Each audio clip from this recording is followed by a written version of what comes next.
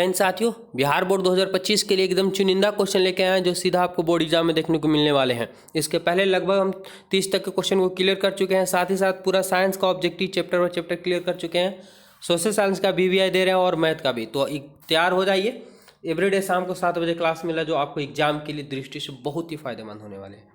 Question है 31, बहुपद इतना इतना इतना को भाग देने पर शेषफल क्या होगा। तो देखिए, भाग यहाँ पे आपको देने की जरूरत नहीं है, एकदम सिंपल तरीका से आंसर निकाल लेना कि जिससे भाग देना उतना बराबर शून्य ले लेंगे। तो x + 2 बराबर क्या ले लेना है, 0। x का मान निकालेंगे तो -2 हो जाएगा, यानी x जहाँ भी है वहाँ पे -2 बैठा देंगे, आंसर आ जाएगा आपके पास।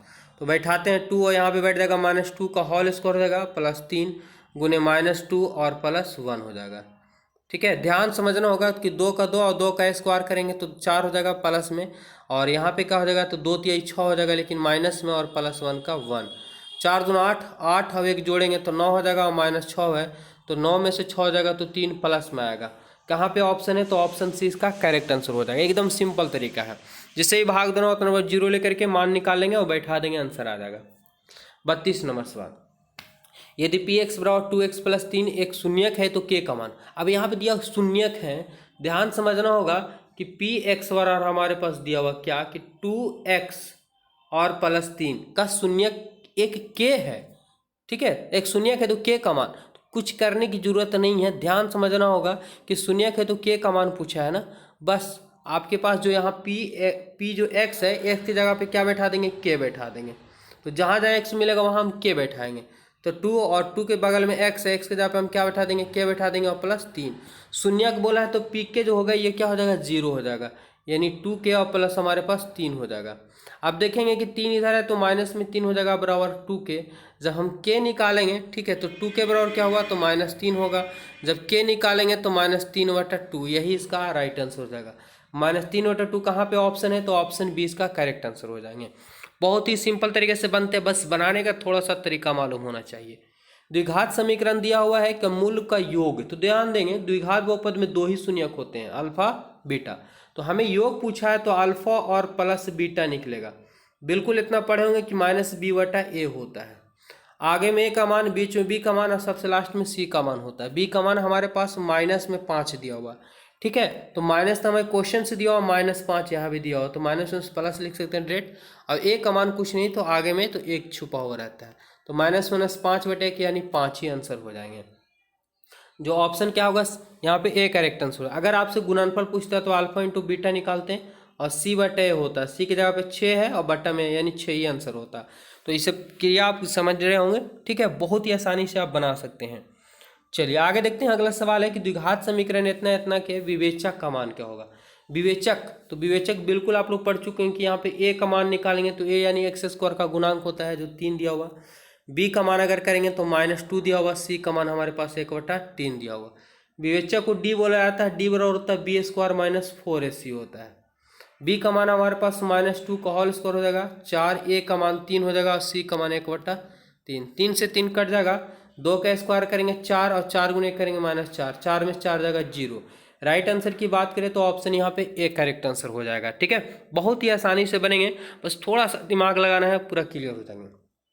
35 नंबर सवाल, समांतर श्रेणी में हो तो बी का मान। तो ध्यान देंगे कि जब यहाँ पे हमारे पास ए, बी और सी क्या दिया हुआ, AP में हो, ठीक है, AP में हो तो हम जानते हैं कि AP में हो तो प्रत्येक पदों का अंतर समान होता है। और क्या होता है पद बराबर कि दूसरे पद में से पहला पद, यानी T2 - T1 और T3 - T2 बराबर होते हैं। तो B - A हो जाएगा और यहाँ C - B हो जाएगा। अब चलिए क्या करते हैं कि यहाँ पे हम एक साइड B को लेकर के, क्योंकि B का ही मान निकालना है, तो B माइनस इधर आएगा तो प्लस में B हो जाएगा, इधर C का C माइनस इधर ये है, इधर गया तो प्लस में B और B 2B हो जाएगा। तो A + C सजा के लिख लेंगे, B निकालेंगे तो A + C/2 हो जाएगा। A + C/2 कहाँ पे है, A + C, ठीक है, बटा 2। ऑप्शन की बात करें तो ऑप्शन यहाँ पे B करेक्ट आंसर हो जाएगा। ठीक है, क्योंकि बटा पूरा नहीं दिला रहा था इसलिए 2 उधर दिया गया है, तो क्या है A + C/2, ऑप्शन यहाँ पे B करेक्ट आंसर। चलिए 36 नंबर सवाल है कि AP इतना इतना इतना का सर्वांतर क्या होगा। तो ये हमारे पास T1, T2, T3 दिया हुआ है। सर्वांतर पूछा, सर्वांतर को D बोलते हैं, इतना बड़ा होता है T2 - T1 होता है। T2 का मान हमारे पास 17 है, T1 का मान हमारे पास 12 है। 17 में से 12 जाएगा तो 5 आएगा, जो ऑप्शन क्या है तो सी करेक्ट आंसर हो जाएंगे। एकदम देख करके आंसर लेके आ सकते हैं। ठीक है विद्यार्थी, चलिए आगे बढ़ते हैं अगले सवाल की ओर कि एक्स अक्ष पर स्थित किसी बिंदु का निशान। ध्यान समझना होगा, जब एक्स अक्ष पर बोल दे, ठीक है, एक्स अक्ष पे बोल दे यानी एक्स का मान दिया होगा तो वाई का मान 0 हो जाएगा। जब वाई अक्ष बोल दिया जाए तो वाई का मान रहेगा तो एक्स का मान 0 होगा, यानी एक्स की जगह पे 0 और वाई का वाई रहेगा, इस टाइप से। तो हमें एक्स अक्ष पर बिंदु का निशान जो पूछा है तो एक्स का मान 0 हो जाएंगे। ठीक है, ऑप्शन ए करेक्ट आंसर। चलिए, मूल बिंदु 0 0 होते हैं, सबको पता होगा। 38 नंबर सवाल देखते हैं क्या दिया हुआ कि बिंदु इतना और इतना को मिलाने वाले रेखाखंड का मध्य बिंदु। तो मध्य बिंदु बराबर हम लोग जानते हैं क्या होता है कि x1 प्लस x2 और बटा 2 होते हैं, और y1 प्लस y2 और बटा क्या होता है 2 होता है। x1 के मान हमारे पास 4 है, x2 का मान हमारे पास 6 है, बटा में 2 हो जाएगा। y1 का मान 5 है, y2 का मान भी 5 है, बटा में 2 हो जाएंगे। 6 4 10 बटा 2 यानी 5 आएगा। अब 6 4 10 बटा 2 यानी 5, 5 का मान 5, जो ऑप्शन बी इसका करेक्ट आंसर हो जाएगा।